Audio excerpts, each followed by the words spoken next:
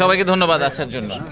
আচ্ছা, আমরা আজকে তো সারাদিন অনেকগুলো টার্মিনাল ভিজিট করব। তো আমার যেটা প্রাইমারি ম্যান্ডেট সেটা হচ্ছে ইনভেস্টমেন্ট, আপনারা যেটা জানেন, আর হচ্ছে জব ক্রিয়েশন বাংলাদেশের জন্য। তো আমি ইনফ্যাক্ট এই এপিএমের যে ওদের যে হেডকোয়ার্টার নেদারল্যান্ডসে, ওখানে গিয়েছিলাম গত মাসে। তো এবং ওনাদের পোর্টের যে ওনারা তো বিভিন্ন দেশে পোর্ট অপারেট করেন, আপনারা জানেন যে ওনারা ওয়ার্ল্ডের সবচেয়ে one of the biggest port operators. তো ওনাদের যেই সিইও, তার নিচে চিফ ইনভেস্টমেন্ট অফিসার বলে একজন আছে, উনি আমার চাকরিটা আর কি ধরেন ওনার ওই কোম্পানির হয়ে করেন। তো ওনার সাথে আমার একটা ইন্টারাকশন হয়েছিল, আমি ছোট্ট করে গল্পটা একটু বলি। সেটা হচ্ছে যে উনি বলছিলেন যে ওনার ছেলে এবং তার বন্ধুরা তাকে জিজ্ঞেস করছিল যে আপনি কী চাকরি করেন, মানে আপনি হোয়াট ডু ইউ ডু। তো উনি বলেছেন যে আমি এরকম বড় একটা পোর্ট কোম্পানির চিফ ইনভেস্টমেন্ট অফিসার। তো এইটা তো আমাদের জেনজির জন্য এটা ইম্পর্টেন্ট না যে আপনি একটা পোর্ট কোম্পানির বড় অফিসার। তো বলছে যে না, তবে আপনি অ্যাকচুয়ালি মানুষের জন্য কি করেন। তো ওইটার এক্সাম্পল হিসেবে ওনারা এত 60টার উপরে দেশে অপারেট করেন, কিন্তু এই সব কিছুর পরে বাংলাদেশে ওনারা এখনও শুরু করেননি। কিন্তু উনি এক্সাম্পল দিয়েছেন বাংলাদেশের।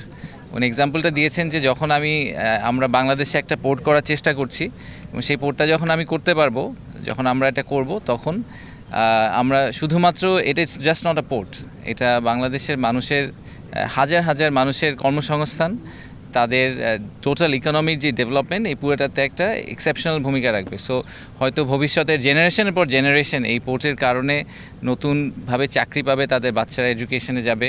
So this is one journey, যেই জার্নির ভিতর আমরা যারা পার্ট হতে পাওয়ার সুযোগ পাচ্ছি, আমরা we are becoming part of history. So আমাদের একটা হিস্ট্রি তৈরি করার সুযোগ আছে। আমরা সব সময় বলি যে বাংলাদেশের কিন্তু প্রায় 50% পপুলেশন হচ্ছে গিয়ে 25 বছরের নিচে বয়স, তাই না? সো এটা এত ইউনিক, আপনি পৃথিবীর আর কোনো দেশে এই পপুলেশন পাবেন না। তো তাদের ভবিষ্যৎ যে ভালো হবে, সেটাকে এনশিওর করার কিন্তু একমাত্র উপায় হচ্ছে আমাদের দেশকে একটা ম্যানুফ্যাকচারিং হাব করা, এবং সেটার জন্য port capacity is very important. তো আমার সাথে ওনাদের যে কথা হয়েছে, সেখানে প্রাইমারি যেটা ওনাদের অ্যাসেসমেন্ট, সেটা হচ্ছে যে এখানে এই পোর্টটা করতে, এটা একটা obviously state of the art এবং গ্রিন একটা পোর্ট হবে, এবং এই গ্রিন পোর্টটা করতে ওনাদের রাফলি $800 মিলিয়ন মতো লাগবে। এই পুরাটাই এফডিআই হিসাবে বাংলাদেশে আসবে। এখানে কিন্তু সরকার কোনো 1 টাকাও দিচ্ছে না, এবং পুরাটাই ওনারা বিদেশ থেকে ফরেন ডিরেক্ট ইনভেস্টমেন্ট হিসেবে আনবে। কনটেক্সট হিসেবে বলি, আপনারা জানেন যে বাংলাদেশের এফডিআই নাম্বারটা কিন্তু খুবই ছোট। আমাদের যেটা জেনুইন ট্রু এফডিআই, যেটাকে আমরা বলি যে একুইটি হিসেবে যে নাম্বারটা ঢোকে, সেই নাম্বারটা কিন্তু প্রতি বছরই আমাদের 400, 500, 600, 700 মিলিয়নের বেশি আসে না। তো এই একটা প্রজেক্টে যদি আমাদের $800 মিলিয়ন এফডিআই আসে, এবং এপিএমের মতো একটা ভালো কোম্পানি থেকে, সেটা আমাদের দেশের ইকোনমির জন্য এবং ওভারঅল আমাদের ফাইন্যান্সিয়াল হেলথের জন্য is very very crucial. So আমরা এই জন্য সরকার থেকে চেষ্টা করছি যে আমাদের লং টার্ম ভিশন বা অ্যাম্বিশনের সাথে এটা aligned. At the same time এই কোম্পানিটা গ্লোবালি খুবই ওয়েল রেপুটেড, তাদের অপারেশনাল এক্সপিরিয়েন্সও খুব ভালো। তারা ওই নলেজটা নিয়ে আসবে, তারা গ্রিন পোর্টের কনসেপ্ট নিয়ে আসবে বাংলাদেশে, এবং আমাদের আশা হচ্ছে যে এর মাধ্যমে অনেক মানুষের কর্মসংস্থান হবে, এবং অ্যাট দ্য সেম টাইম আমাদের যে ওভারঅল এফডিআই নাম্বারটা, সেই নাম্বারটাতে একটা সিগনিফিক্যান্ট স্পাইক হবে। সো এই কারণে আমরা আর কি এই প্রজেক্টটাকে খুবই সিরিয়াসলি, খুবই ডেডিকেটেডলি ট্র্যাক করার চেষ্টা করছি। বিরা থেকে ট্র্যাক করার মূল কারণ হচ্ছে ইনভেস্টমেন্টের পিসটাতে। সো আপনারা প্রায়ই দেখবেন যে আমরা হয়তো এটা নিয়ে কথাবার্তা বলবো, কারণ আমরা ওনাদের সাথে খুব কাছাকাছি একসাথে কাজ করার চেষ্টা করছি। আমরা যতটুকু জানি যে চট্টগ্রাম বন্দরের যে এনসিটি, সেই এনসিটিতেও আমরা আপনার বিদেশি অপারেটর আনার জন্য সিঙ্গেল বুমের যে গ্যান্ট্রি কেনগুলো আছে, এগুলোর ক্যাপাসিটি হচ্ছে ঘন্টায় সর্বোচ্চ 30 বক্স বা কন্টেনার। এখন সেখানে হয় 20 বা 22 সর্বোচ্চ। যদি বিদেশি অপারেটর আসে, সেই জায়গায় এর চেয়ে বেশি ক্যাপাসিটি বাড়ানোর বা প্রোডাক্টিভিটি বাড়ানোর আর কোনো অপশান নেই কি আপনার কাজ করতে? সবচেয়ে বড় ঘাঁটি ইসাগা ঘাঁটি, এটার একটা নিরাপত্তার ব্যাপারটা নিয়ে কথাবার্তা হচ্ছে।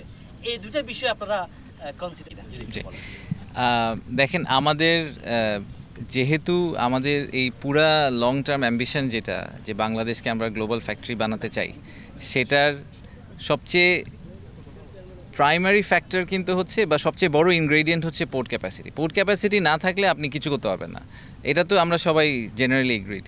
এবং যেহেতু আমাদের পোর্ট ক্যাপাসিটি লিমিটেড, আমাদের পোর্ট ক্যাপাসিটি কিন্তু শুনে মনে হয় যে আমরা 6 গুণ করে ফেলবো, বাট সেই 6 গুণ করার পরেও আমরা ভিয়েতনামের ধারের কাছেও যাব না। ভিয়েতনামে টোটাল 44 পোর্টস, আমাদের এখানে হবে হচ্ছে গিয়ে 5টা বা 6টা পোর্ট, রাইট? মাতার বাড়ি ধরে যদি আপনি হিসাব করেন, মংলা ধরে হিসাব করেন। সো পোর্ট ক্যাপাসিটি আমাদের স্টিল লিমিটেড। তো এই লিমিটেড পোর্ট ক্যাপাসিটিতে আমাদেরকে মোস্ট এফিশিয়েন্ট এবং বেস্ট ওয়েতে পোর্ট ম্যানেজ করতে হবে। তো বেস্ট ওয়েতে পোর্ট ম্যানেজ আপনি কীভাবে করবেন? বেস্ট অর্গানাইজেশন দিয়ে করাবেন, রাইট? তো ওয়ার্ল্ডের যারা টপ পোর্ট অপারেটর তাদেরকে আনার আমাদের মূল উদ্দেশ্য হচ্ছে যে আমাদের যেহেতু আমাদের ল্যান্ড লিমিটেড, আমাদের ক্যাপাসিটি লিমিটেড, সেই লিমিটেড ক্যাপাসিটিকে যাতে আমরা বেস্ট ইউটিলাইজ করতে পারি, ঠিক আছে? সো এই এফিসিয়েন্সির কথা যে আপনি বলছেন, আমি এক্সপার্ট না, আমাকে পোর্ট চালাতে দিলে এই পোর্ট ফেল করবে, কিন্তু যারা এক্সপার্ট তাদেরকে দিয়ে চালাতে দিলে আমি প্রিটি কনফিডেন্ট যে এখানে প্রোডাক্টিভিটি এফিসিয়েন্সি বাড়ানো সম্ভব। আর নিরাপত্তার ব্যাপার আপনি যেটা বললেন, দেখেন আমাদের নেইবারিং কান্ট্রি ইন্ডিয়া পাকিস্তানের কথা যদি বলি, এই সবাই অনেকেই ডিপি ওয়ার্ল্ড নিয়ে অনেক কথা বলে। ডিপি ওয়ার্ল্ড ইন্ডিয়াতে পাঁচটা পোর্ট চালায়, পাকিস্তানে একটা পোর্ট চালায়, আরও তারা 60-70টা দেশে পোর্ট চালায়। In fact majority of the global port operators তাদের নিজেদের দেশে হয়তো 1-2টা পোর্ট চালায়, কিন্তু গ্লোবালি তারা আরও 60-70টা দেশে পোর্ট চালায়। তো কারোই সিকিউরিটি কনসার্ন হয় না, আমাদেরই খালি সিকিউরিটি কনসার্ন হয়ে যায়। এটা দ্যাটস আনফর্চুনেট। আমার মনে হয় যে I have a lot of trust in Bangladesh navy. আমি শিওর যে ওনারা জানেন যে আমাদের যে নেভাল সিকিউরিটি বলেন বা ম্যারিটাইম সিকিউরিটি, ওটা কীভাবে ওনাদেরকে হ্যান্ডেল করতে হবে। ওনারা তো আমাদের সমুদ্র পাহারা দিচ্ছেন এবং খুব ভালোভাবেই দিচ্ছেন এবং খুবই লিমিটেড নাম্বার অফ ভেসেলস দিয়ে করছেন। সো আমি প্রিটি শিওর যে দেশের ন্যাশনাল ইন্টারেস্ট, কমার্শিয়াল ইন্টারেস্ট ওনাদের পক্ষে ম্যানেজ করা খুবই সম্ভব হবে এবং ওরা ওটা খুব ভালোভাবে করতে পারবেন। সো আমি এটা নিয়ে একেবারেই বলতে না। আপনারা জানেন যে আমরা খুব রিসেন্টলি একটা ন্যাশনাল কমিটি করেছি ফ্রি ট্রেড জোন বা ফ্রি জোনের জন্য, এটাকে অ্যাসেস করার জন্য। সো গ্লোবালি এই ট্রেডের the ultimate set up is free zone, যেখানে আপনি অলমোস্ট মনে করতে পারেন যে এটা একটা ওভারসিজ টেরিটরি আমাদের জন্য, যে এখানে এসে কেউ প্রোডাকশন করে আবার দেশের বাইরে নিয়ে চলে যাবে। তো এটার মাধ্যমে যেটা হবে সেটা হচ্ছে যে তারা যাবতীয় বাংলাদেশের রেড টেপের বাইরে থাকবে, আবার অ্যাট দ্য সেম টাইম বাংলাদেশের লেবার ফোর্সকে ইউজও করতে পারবে। সো দুইটা মিলিয়ে আমাদের জন্য উইন উইন, ওনাদের জন্য উইন উইন সিচুয়েশন। তো এইটার ব্যাপারে আমরা যেটা এখন করছি সেটা হচ্ছে আমরা 1-2টা জায়গার মধ্যে আর কি ফাইনাল ডিসিশনটা নিব যে ফ্রি ট্রেড জোনটা কোথায় হবে। তার মধ্যে এইটা একটা প্রাইমারি বড় কনসিডারেশন লোকেশন আমাদের জন্য, যে এখানে আমরা ফ্রি ট্রেড জোনটা করতে পারি কিনা, যেহেতু লোকেশন হিসেবে এয়ারপোর্ট থেকে কাছে, পোর্ট থেকে কাছে, পোর্ট কানেক্টিভিটি আছে। তো এই ন্যাশনাল কমিটি যেটা আছে তারা কিছু গ্লোবালি যারা বড় বড় ফ্রি ট্রেড জোন অপারেটর আছে তাদের সাথে কথা বলছে, তারা নিজেরাও অ্যাসেস করে তারা ফাইনালি আমাদেরকে একটা রেকমেন্ডেশন দিবেন যে ফ্রি ট্রেড জোনটা এক্স্যাক্টলি কোথায় হলে সবচেয়ে ভালো হয়। তার মধ্যে এটা একটু one of the preferred locations. তো সেটা যদি হয়ে যায় তারপরে আমরা খুব দ্রুত এই কাজটা সম্পন্ন করার চেষ্টা করব। আমরা চেষ্টা করব যে এই বছরের শেষের নাগাদ অ্যাটলিস্ট আমরা একটা মাইলস্টোন প্রোগ্রেস বা এমন একটা পজিশনে চলে যেতে চাই যেখানে আমাদের লোকেশন ডিসিশন হয়ে গেছে, অপারেটর কে হবে ডিসিশন হয়ে গেছে, এবং আমরা কতদিনের মধ্যে ফ্রি ট্রেড জোন চালু করতে পারবো এটার ব্যাপারে খুব ক্লিয়ার একটা আমাদের রোডম্যাপ বা টাইমলাইন রেডি হয়ে গেছে। সো সেটাই হচ্ছে আমাদের টার্গেট, এবং যদি ফ্রি ট্রেড জোন আমরা আসলে করতে পারি তাহলে this will be a game changer for Bangladesh, absolutely a game changer. So we are really looking forward to it. FDI এর যে ব্যাপারটা, আবারও আমরা এফডিআইতে একটু ফেরত আসি। এখানে আপনারা দেখেছেন যে আমরা ওয়ার্ল্ড ব্যাংকের ফান্ডিংয়ে কিছু কাজ করছি, সরকার থেকে কিছু ফাইন্যান্সিং হচ্ছে, যেটা ব্রেক ওয়াটার হবে সেটা ওয়ার্ল্ড ব্যাংকের ফান্ডিংয়ে হবে। আর সেই সাথে এডিবি আমাদের সাথে কাজ করছে অ্যাডভাইজার হিসেবে, তাদের সাথে আমরা কাজ করছি।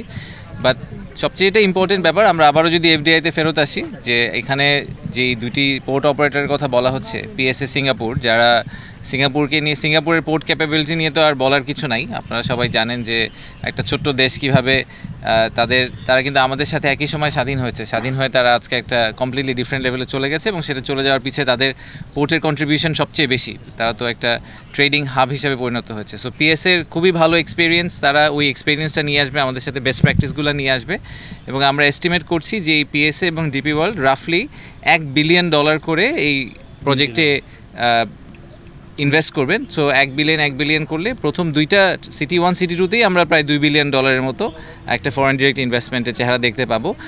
অবভিয়াসলি এটা কিন্তু ওভার টাইম হবে। সো আমরা যদি মনে করি যে 2026 সালে হঠাৎ করে $10 বিলিয়ন ইনভেস্ট, এভাবে হয় না জিনিসটা, একটু গ্র্যাজুয়ালি আসবে। সো ওনাদের কনস্ট্রাকশন পিরিয়ডের মধ্যে ওনারা গ্র্যাজুয়ালি ইনভেস্ট করতে থাকবেন, এবং আমরা আশা করছি যে 2030-এর দিকে আমরা এই পোর্টগুলোকে চালু করতে পারবো।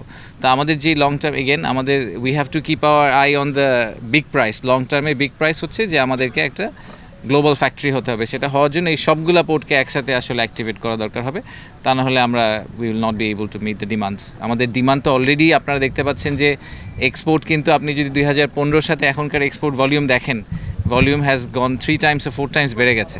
তো নিজেদের আমাদের ক্যাপটিভ ডিমান্ড দিয়ে আমরা এখন কেটার করতে পারছি না। সেটা 2035 নাগাদ যে কোথায় গিয়ে ঠেকবে সেটাও আমরা জানি না। সো সেই হিসেবে আমাদের ডেফিনেটলি মনে হয় যে এই প্রজেক্টটা ইজ এ মাস্টার প্রজেক্ট। এটা আমাদের জন্য সবচেয়ে বড়, মানে চট্টগ্রাম এলাকার টার্মিনাল যে কটা প্রজেক্ট হচ্ছে তার মধ্যে এটাই সবচেয়ে বড়, সেটা আমাদের ফ্ল্যাগশিপ প্রজেক্ট। এবং এটা যখন হয়ে যাবে তখন এই এলাকার চেহারা আমরা আশা করছি কমপ্লিটলি চেঞ্জ হয়ে যাবে।